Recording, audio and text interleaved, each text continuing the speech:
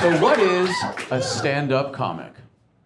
It's a person with a problem who no longer pays for therapy.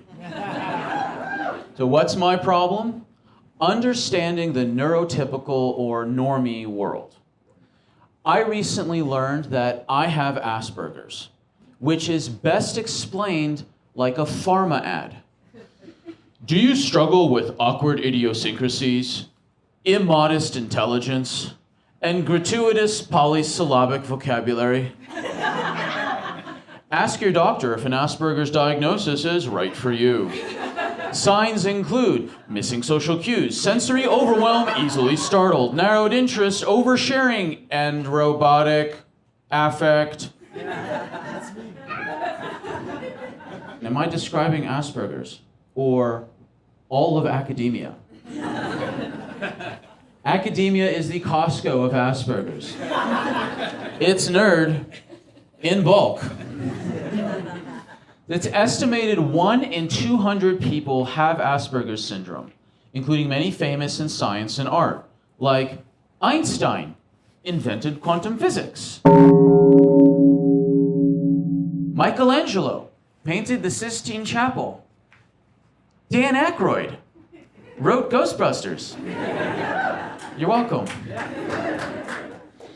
An academic once interrupted me, insisting that Asperger's is more correctly categorized as a subtype of autism spectrum disorder.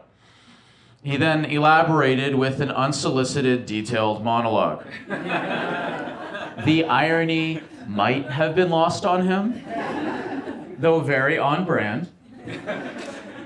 Anyone else believe you were unique and quirky, only to find out you're a diagnosis code?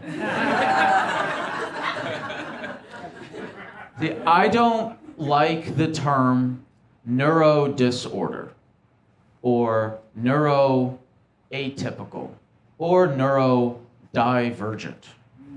I prefer neurodistinct.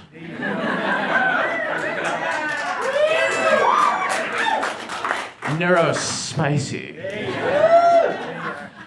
Or simply Asperger's. Asperger's feels more accurate, even though reading the diagnostic criteria for Asperger's syndrome feels like winning emotionally confronting bingo. Not to brag, but I checked all the boxes. What do I win? Endless existential dread that I don't fit in? A lifetime supply of therapy? But I already have those. Anyone here know why the term Asperger's has fallen out of favor? No one? Who's ready for the awkward history lesson? Yeah, the contrived German accent is a hint. Yeah? Turns out, Dr. Hans Asperger had troubling ties to the Nazis. They used the good doctor's work to justify the sterilization or elimination of, quote, undesirable children, like me. It is hotly debated whether Dr. Asperger was complicit.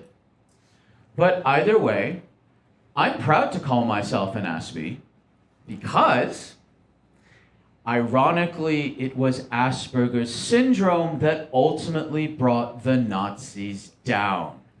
And I can prove it with 3 names: Oppenheimer, Einstein, and Turing. All had Asperger's. Bonus irony against the Nazis: Oppenheimer and Einstein were Jewish, and Turing was gay. Isn't that perfect? So instead of gawking at our social gaffes, how about some gratitude for our scientific genius? Yeah. Look at those nerds saving humanity. So there is robust disagreement over labels and definitions. Society can't even agree if pineapple belongs on pizza. I speak about Asperger's syndrome from my own research and personal experience. So please don't lecture me after the show. The irony is not lost on me. Don't Aspie the Aspie. But if you disagree, I invite you to write a comedy show, and I'll even give you the title. Well, actually.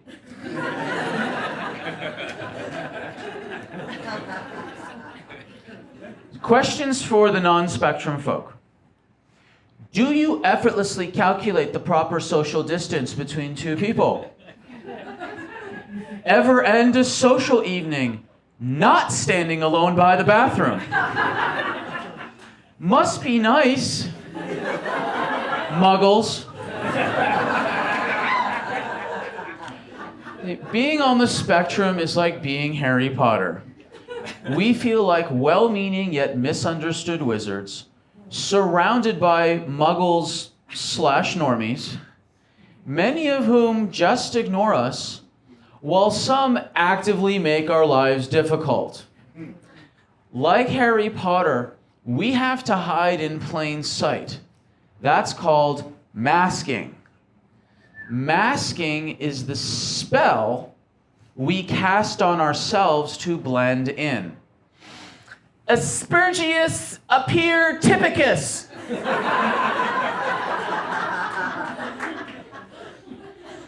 We don't have invisibility cloaks, but most of us have a weighted blanket.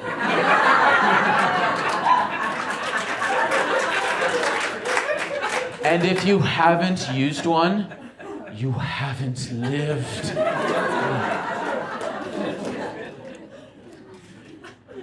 So being funny is one of my masks. That may be a bit meta, considering we are at a comedy show.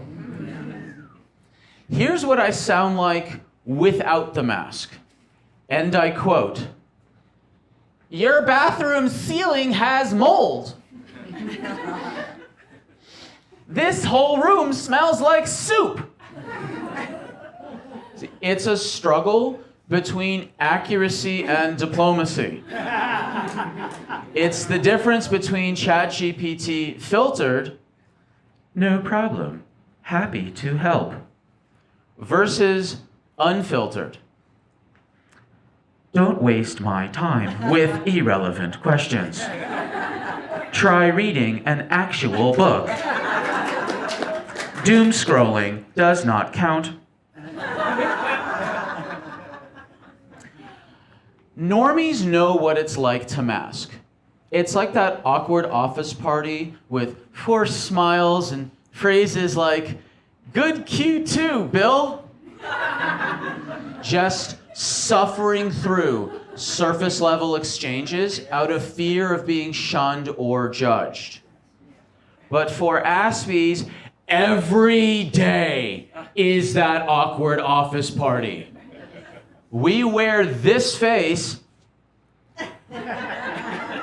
and say things like, "Huh, fascinating." And if you hear an Aspie say that, it's a cry for help. See, us Aspies take normies at your word because we assume people tell the truth, like us. So we miss things like insincerity. See, normies sometimes have exchanges that sound like this. "Oh, we should totally get together sometime." It's totally. See, just the common exchange of insincere, non-committal pleasantries. But if it's an Aspie on the other end, it sounds like this. "Oh, we should totally get together sometime." Great! I have my calendar out.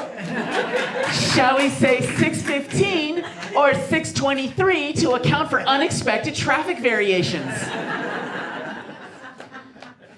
See, Aspies miss social cues, not from a lack of information, but from information overwhelm. Words, inflections, facial expressions. It's a lot to keep track of. Like watching 3 movies at once. I wish there was an app to translate facial expressions. I just hold my phone to their face. All right, hold still. I'm scanning for sincerity. And it says surprised. Now it says annoyed. Now it says angry. Wait, come back! I need a proper reading. See you at 6:23. See, I had to learn more conversational nuance, so I watched movies. Problem, my favorite movie was The Godfather. Imagine me in high school calculus. That's a very nice TI-84 calculator you got there. Be a real shame if something happened to it.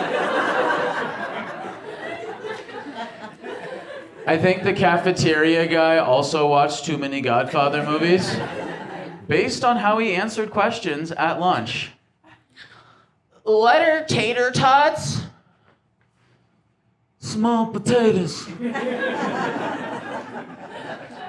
What's in the meatloaf? Don't ask questions you don't want answers to. How do I get dessert?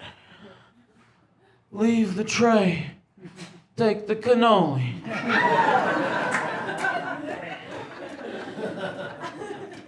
Learning conversation from The Godfather is like learning facial expressions from Game of Thrones. The learning cycle was very quick. When Cersei made an angry face, someone died. Game of Thrones would sound very different with a few well-placed Aspie characters. Winter is coming. Yes, that is how seasons work.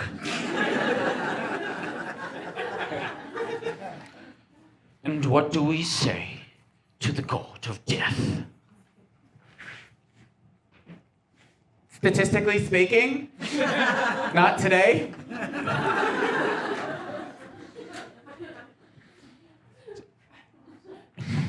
Aspies take instructions literally. Example, a kindergarten teacher told the class to draw a cow. My friend's Aspie son drew C-O-W. The teacher said, no, I meant draw a picture of a cow. His rebuttal, you should be more specific in your instructions. There's a lawyer in training. Letter of the law, not spirit of the law, lady.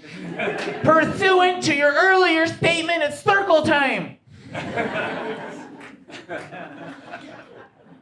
Aspies love super niche topics.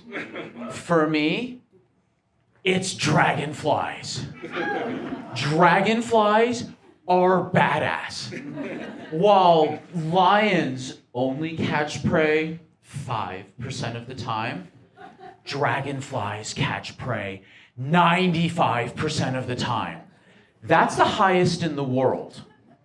Dragonfly larvae consume 80% of all mosquito larvae. And how many foes do human newborns vanquish? 0, unless you count diapers and parental sleep. Dragonflies have some similarities with Aspies. Dragonflies skewer prey with their spiked tongues. Aspies skewer people with their sharp commentary. Neither leads to French kissing. Dragonflies mate in the air. Certain Aspies build space rockets to also mate in the air. Dragonflies flap their 4 wings asynchronously so other insects can't echolocate them. Aspies aren't the most coordinated and also try to avoid detection. See, the schoolyard is like the Serengeti, where spooked animals attract apex predators like 8th graders named Dan. See, the stress at school and at home contracted my body into a near permanent fight or flight posture. Head forward, arms bent, toe walking. I got called kangaroo, which is schoolyardese for, hey, you walk funny. So is this a cheerful walk down memory lane? Or the origin story of a supervillain? Show, Daniel. Break my He-Man lunchbox, will you? We'll see who's laughing when you need help with calculus.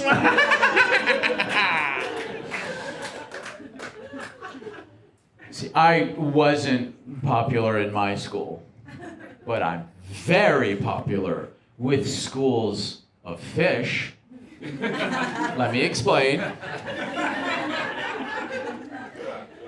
Like most Aspies, I have hypersensitive inner ears, causing seasickness. My seasickness is so predictable, it could be a side hustle. I should start my own Aspie reality fishing show. Tonight on Queasiest Catch, watch a rugged crew of Aspies try to stay vertical 2 miles off the coast of Maine. Oh, fun fact. The same nerve for balance is the same nerve for hearing, with the same hypersensitivity for Aspies. Yeah, for example, sudden high-pitched noise can cause crippling pain. It's the auditory equivalent of a kidney stone, triggered by normal everyday sounds, shrieking brakes, clattering silverware, or shrill children. Yes, each time a kid squeals over ice cream, I double over in pain. Sam, what happened? A small child experienced joy. It was terrible. Yeah, the sound sensitivity really limits my dating pool, especially with single moms. Let's build a life together, but quietly. See, I can't enjoy normal sound-based things. For example, normies prefer to meet dates at bars, nightclubs, or concerts. You mean my my personal auditory hellscape? So if we're at a loud venue and I resort to earplugs, please don't take it personally. I just literally rather be anywhere else. Friends once invited me to a Red Rocks concert, but the sensory overwhelm was so excruciating, I left to go sit by the bathroom so my ears wouldn't bleed out. There's nothing says, I'm relationship material. Like lurking outside a public restroom with fingers in your ears.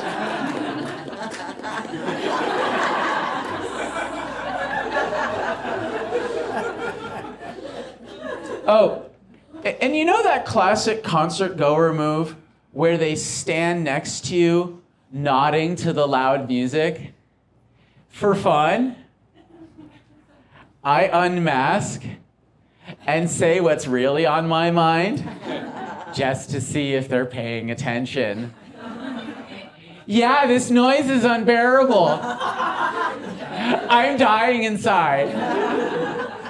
Pretending to like this reminds me how alone I feel in a crowd, especially when everyone's digging it. I said everyone's digging it. Yeah, total existential crisis. Good talk. See, socializing is very hard. Many Aspies prefer to be alone. I sometimes prefer to be alone, except when I'm lonely. Yet it's common to find Aspies clustered together in the least acoustically oppressive corner of the venue. Aspies, am I right? You sitting in the back with the earplugs? I see you. See, us Aspies, we don't do small talk. A friend recently confessed she doesn't always answer my calls because, quote, Sam, I don't always have 45 minutes to listen to all the things. Yeah, okay, she's exaggerating. My icebreaker is a tight 25 minutes on mitochondrial dysfunction, hypercortisolemia, and if I'm feeling especially extroverted, I casually name drop the 3 most important beneficial bacteria lining the intestinal mucosa.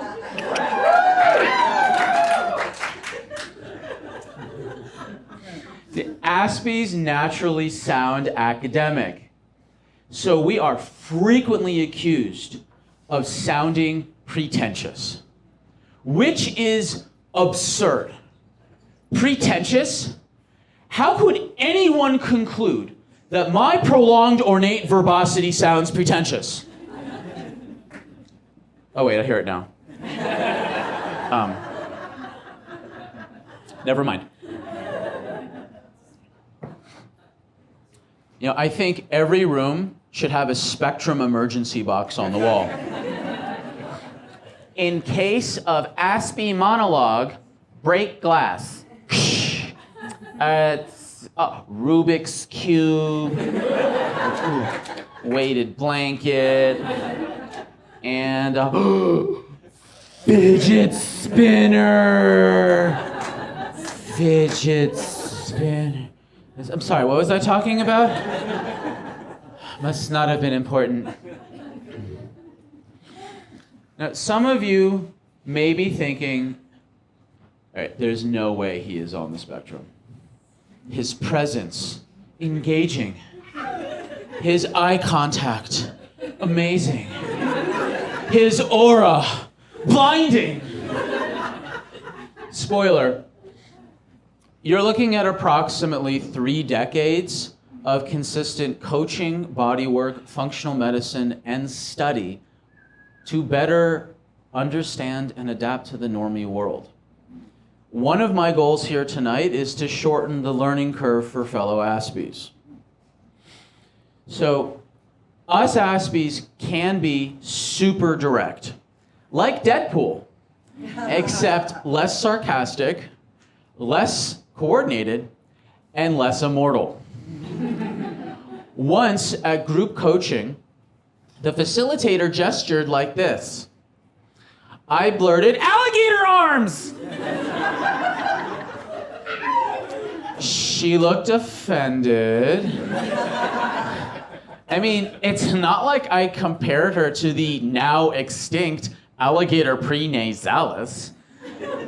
Clearly, I meant the Cayman laterostris, the most beautiful, nay elegant of the alligator species. Duh. So, speaking of animals, I love dogs. And Aspies are kind of like dogs. We're good-natured, helpful, and some of us shed. Cats, I'm on a cat-by-cat basis. To me, normies are kind of like cats. Trying to understand the normie social etiquette is like trying to figure out the whims of a cat. I'm not told the rules.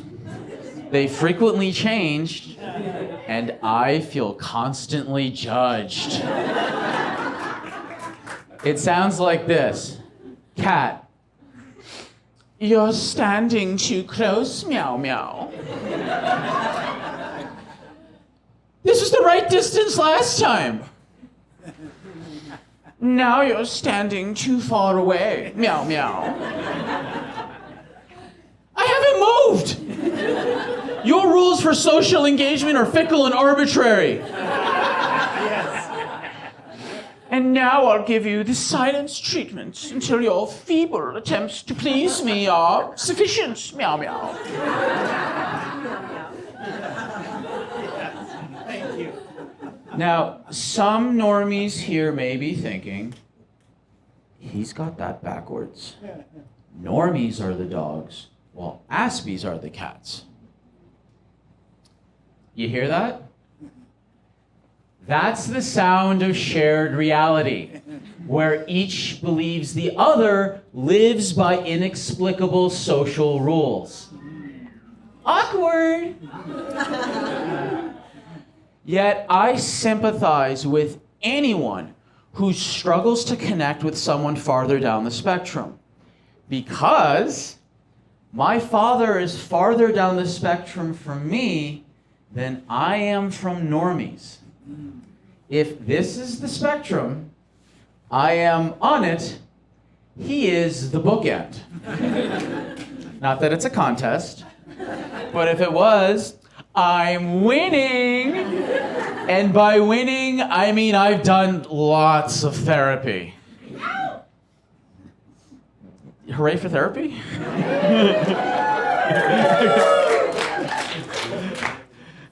When I was 8, I thought my father was reaching towards me for a hug. But really, he was reaching behind me for a book.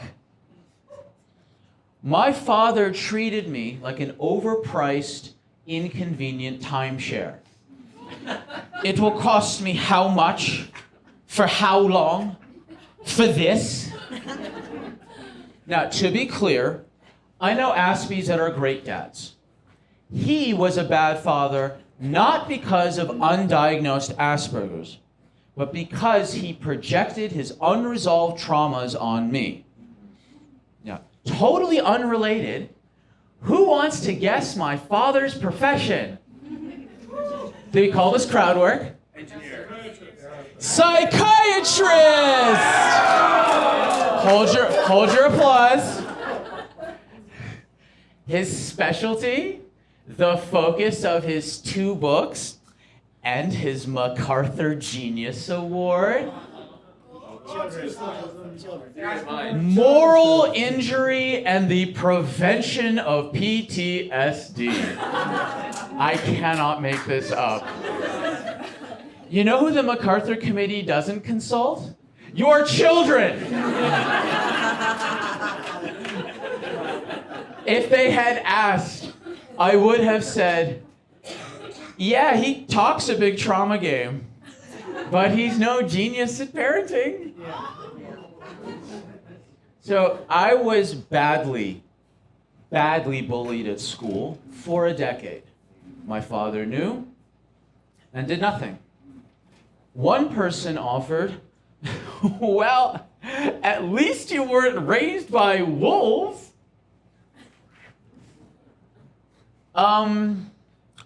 Wolves protect their young. And I hear they're affectionate. See, my father's actual priorities were food and philosophy, not fatherhood. He was part brain in a vat and part meerkat. Cheese? Nietzsche? Children? Ah!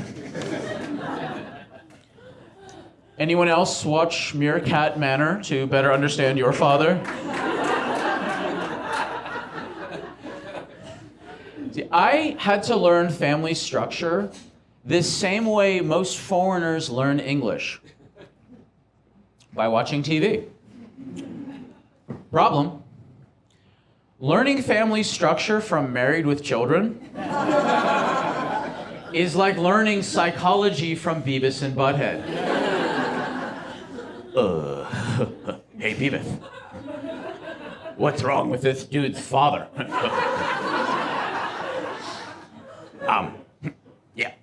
Yeah. His father lacks emotional empathy.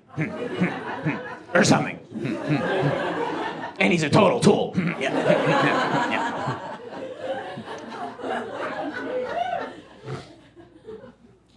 My father has 3 settings, like a toaster. Pleasant, avoidant, or angry. He was a lot like a toaster, spent a lot of time in the kitchen, pretty one-dimensional, occasionally filled the house with strange smells. Now, if his parenting was the toaster oven, and I am the toast, then by high school, I was an emotional TV dinner. Burnt on the outside and frozen on the inside. A stand-up comedy lets me shed my charred exterior and thaw my emotional interior by helping me reconcile being caught between a trauma-filled spectrum parent and the overwhelming normie world. And where was Mom in all this? She had her own issues, best explained like Jeopardy. I'll take signs of narcissism for 500. Because your mother valued her prestige over your safety, she did this.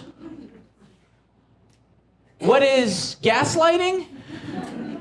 Correct. I'll take non-parenting for 1,000. This was the time period where instead of mothering you, she medicated you into submission. What is high school? Correct. I'll take, do I laugh or scream into the void for 2,000? This was your mother's actual profession. What is a psychiatrist? Correct. Both your parents were psychiatrists. Double jeopardy.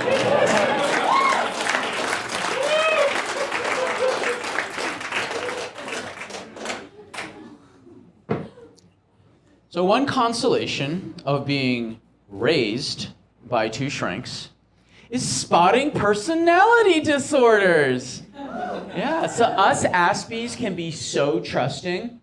We are vulnerable to the, quote, aversive personalities, like the arrogant and entitled narcissists who seek attention. It's estimated narcissists comprise 5% of the population, while most people swear it's 100% of their exes.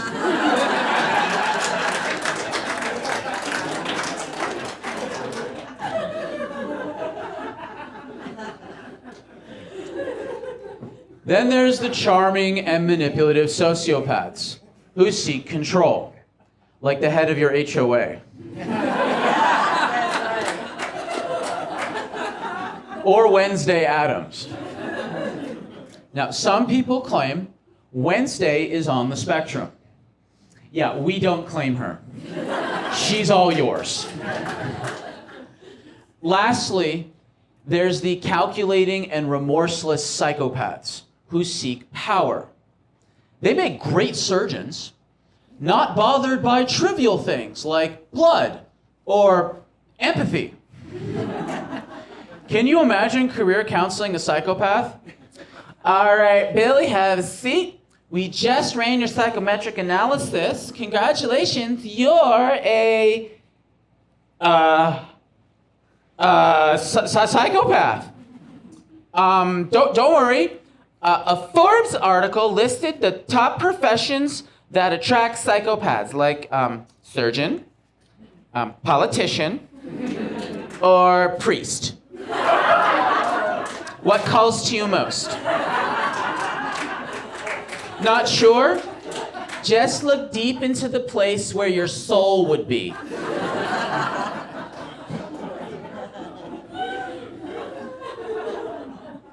So how did I cope with all this? Luckily, by age 10, I already knew the irony and absurdity of life. The normal way. By reading Sartre, of course. Anyone else read existentialism in 3rd grade to better cope with your hyper-intelligent yet emotionally disengaged parents? Anyone? Anyone? Just me. By 4th grade, I was insufferable at snack time. I sounded like a philosophical James Bond, holding a Kit Kat in one hand like a cigarette, little cup of apple juice in the other. Yes, I've concluded it's futile to climb the social hierarchy of the schoolyard playground. Marjorie, pass me an animal cracker. No. Only koalas or kangaroos. I like my apple juice fresh and my animal crackers marsupial.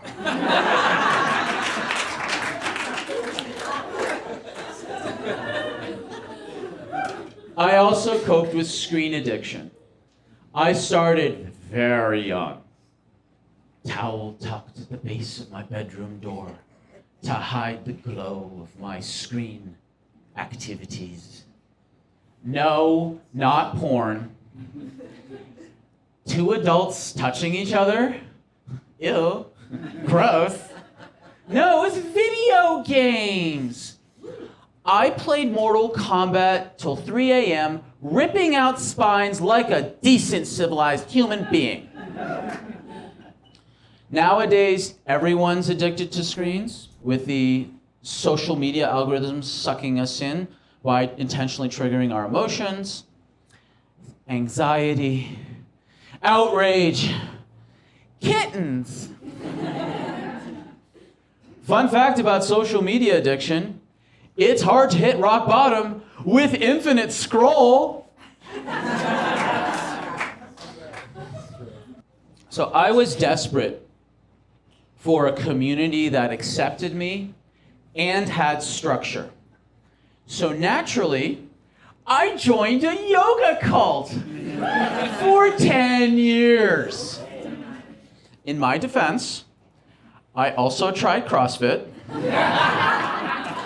but that was way too intense. Okay, first red flag. The CrossFit people talk more about CrossFit than the yoga cult people talk about yoga. And don't ask me which cult. The rules are kind of like Fight Club. So being on the spectrum made me vulnerable to joining a cult. But it also helped me get out of the cult, especially when I asked questions. Lots of questions. For example, why is it that everything bad in my life was due to my karma, while everything good was due to the guru's grace? I call that spiritual gaslighting. See, not everyone has joined a cult, but most of us experience peer pressure in junior high. We will not question the wisdom of Skylar.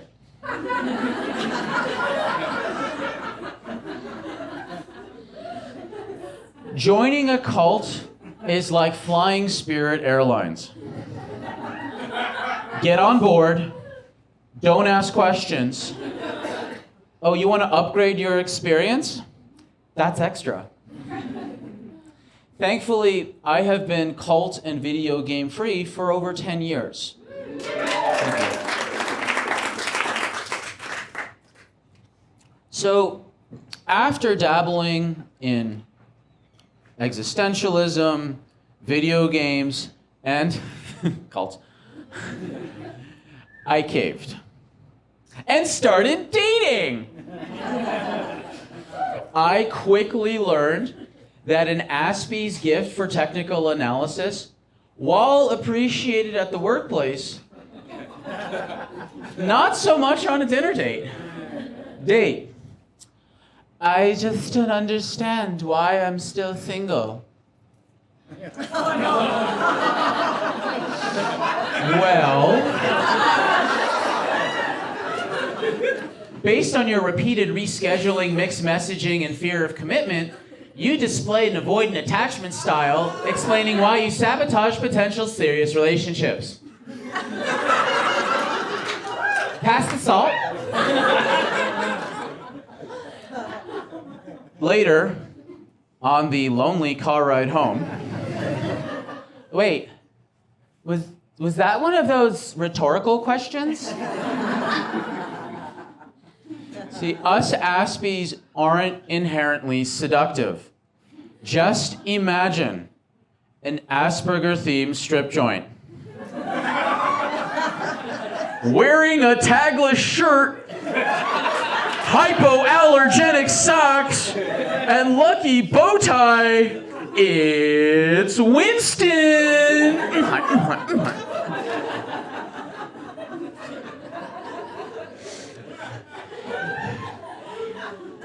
You know you're dating an Aspie when, at the restaurant, he reviews his pre-dates checklist.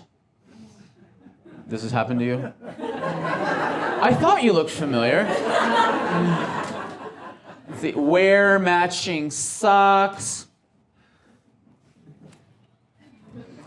Vary vocal inflections to sound less robotic. Nailed it. Maintain appropriate eye contact.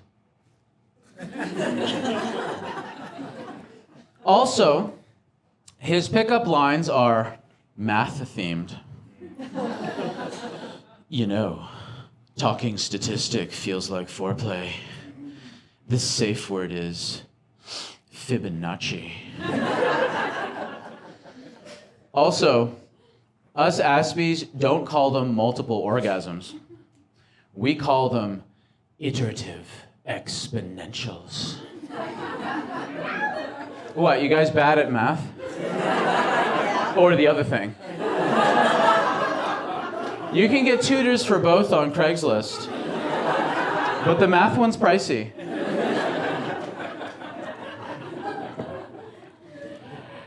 Aspies take boundaries very seriously. So it's super awkward when your date initially says she doesn't want sex, but later that night she's changed her mind.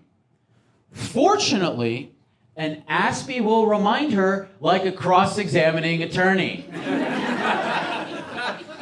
According to our consent agreements at 5:43 p.m., you stipulated the proximate cause of relationships imploding was rushing into the physical. Yeah, don't up-negotiate a boundary with an Aspie. Aspies value principles over sex. We will self-block the bedroom, like Gandalf. You shall not pass! The truth is, normies make dating very confusing. For example, normies say they want honesty and transparency. Great! We can't lie. So why does a normie look so surprised when she asks, "How do I look?" And I am on brand and give a blunt and unfiltered answer. Your hair looks disturbingly untamed, and your sandals reveal the toenails of a velociraptor.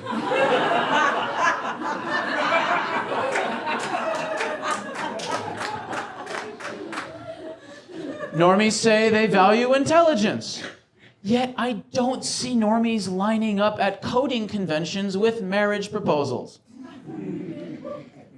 Normies want loyalty. Fantastic. We're super awkward around other people. Aspies won't cheat on you. That would involve too much change. Asperger's is a package deal. We are high IQ, low EQ. We will remember your birthday, but your gift will be an ant farm, unwrapped, no card.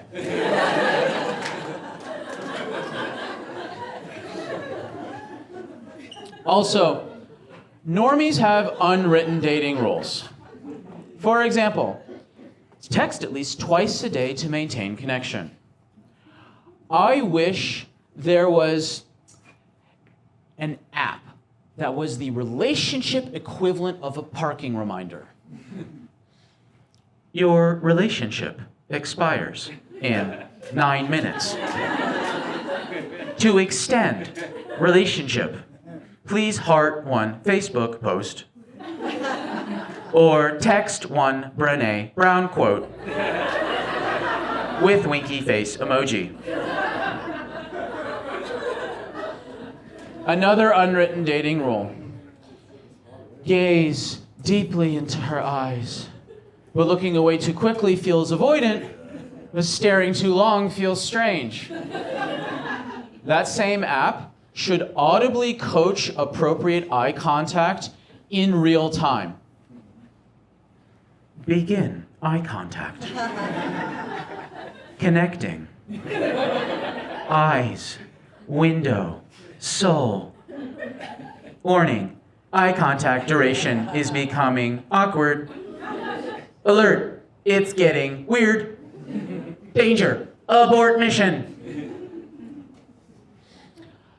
I wish there was a dating GPS. Exit the roundabout. Means stop circling the same topic. Please drive to the highlighted route.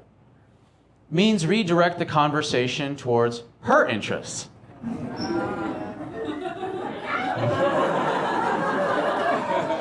That hurt.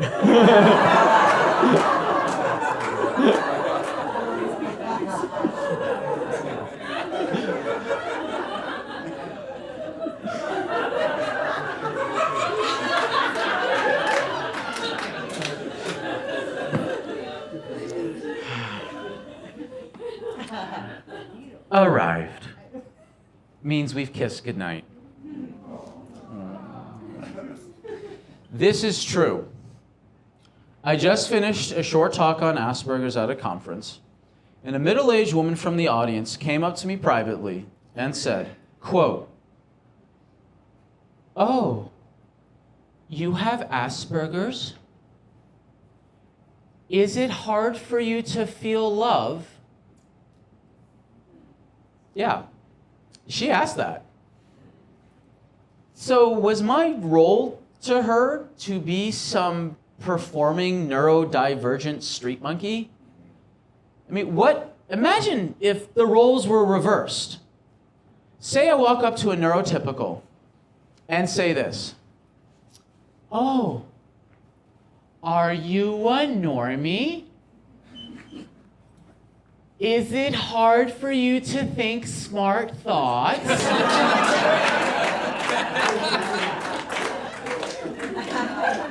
Is it hard for you to use big words?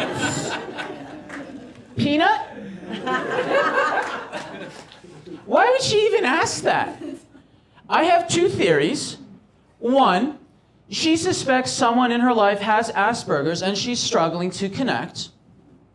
Or two, more likely, she just binge-watched Love on the Spectrum and she spotted one in the wild. Or maybe she's gathering material for a new National Geographic documentary titled Asperger Planet. Narrated, of course, by Sir David Attenborough, with that famous British voice conveying both curiosity and concern. Here we are, quietly tracking the lone Aspie in search of a mate. To increase his odds, he migrates to the local library. Quintessential Asperger rutting grounds.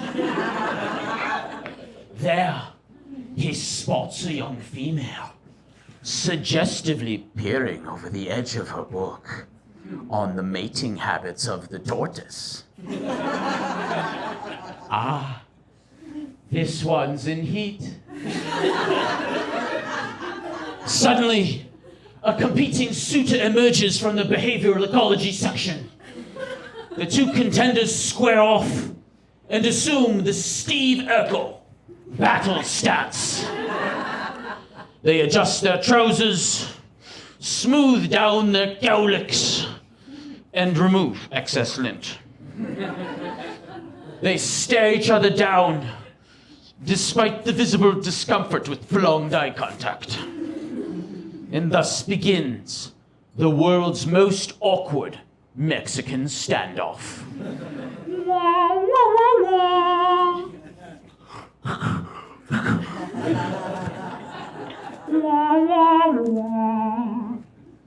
To prepare for combat, they puff out their reinforced bucket protectors, each revealing their freshly sharpened pencil, like two bookish stags brandishing their horns.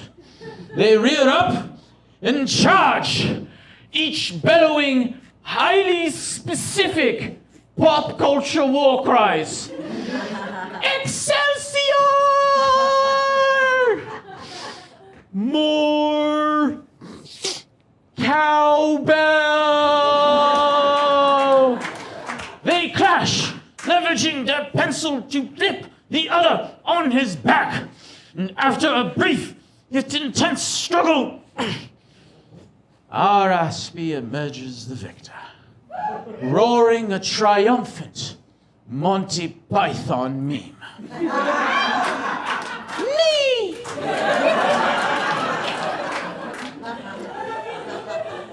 Our hero then turns to his new beloved, and in a dance as old as time, they signal their mutual attraction by locking eyes and shifting their glasses up.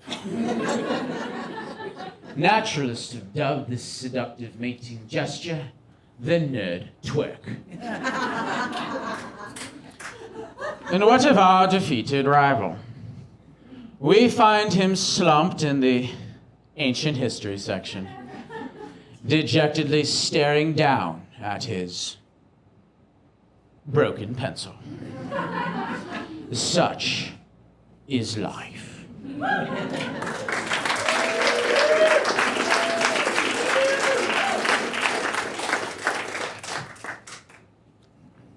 Is it hard for you to feel love?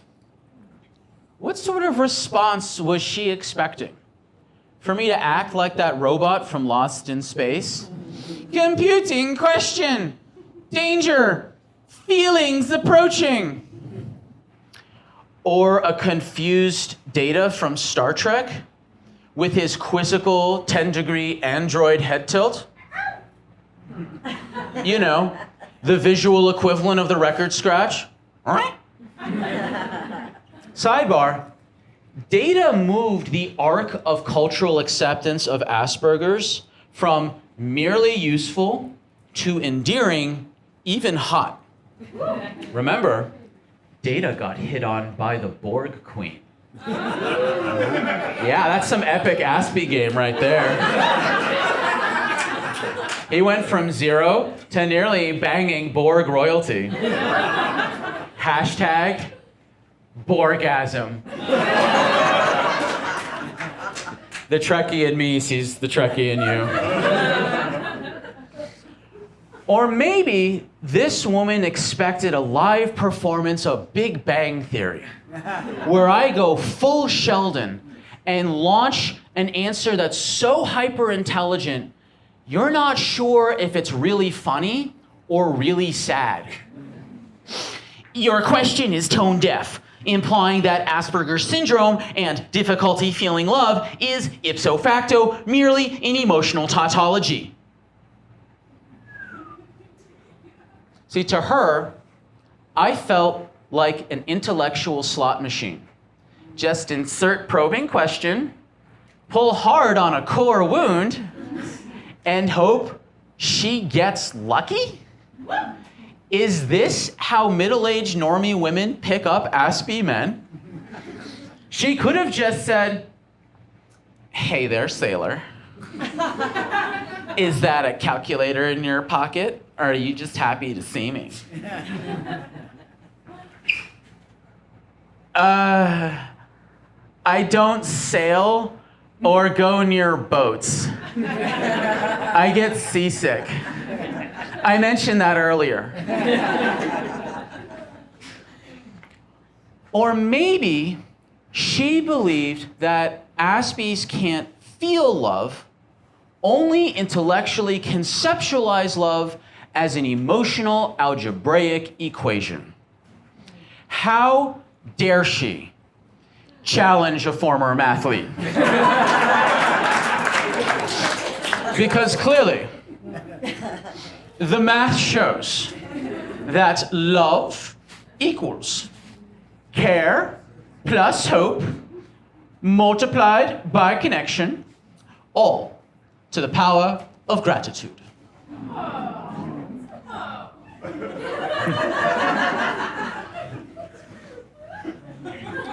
So this is how I wish I responded to her.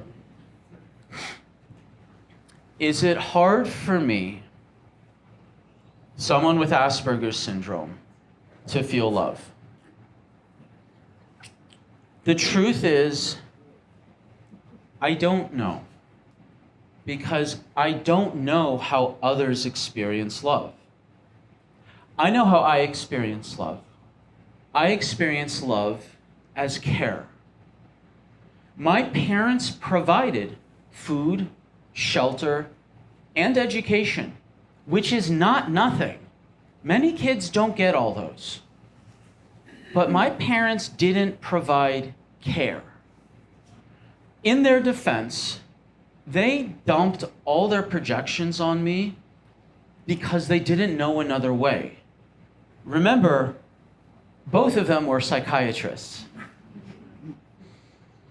But I did receive care growing up from Bridie, my nanny. There's a family photo of me as a newborn. Everyone's looking directly at the camera, except Bridie. She stands at the edge of the photo. She's not looking at the camera because she's the only one turned to look at me with care. That photo says everything. Bridie was kind, present, and she had no agenda for me except to care.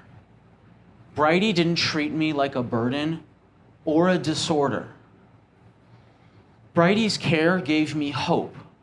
In my darkest moments, I held on to the memories of Bridie like a life preserver. So, ma'am, I don't know what inspired your question, but if you want to love or be loved by someone on the spectrum, or anyone for that matter, start with care. It may not be all that love is, but it's a great place to start.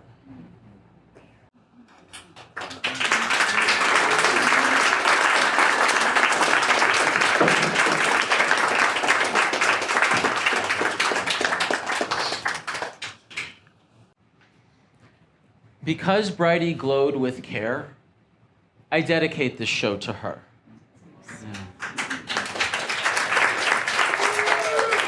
So, I came to comedy the usual way, through tragedy. They say that art is the receipt for pain. I say stand-up comedy is itemizing that receipt in public.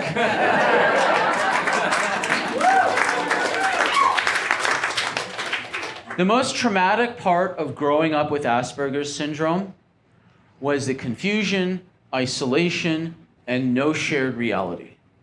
To survive, I had to fake it, to mask. Like living in a perpetual job interview that's going poorly.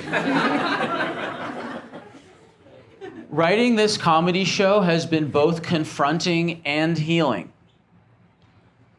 Stand-up comedy allows me to create the shared reality and community I never had. The antidote to trauma is belonging.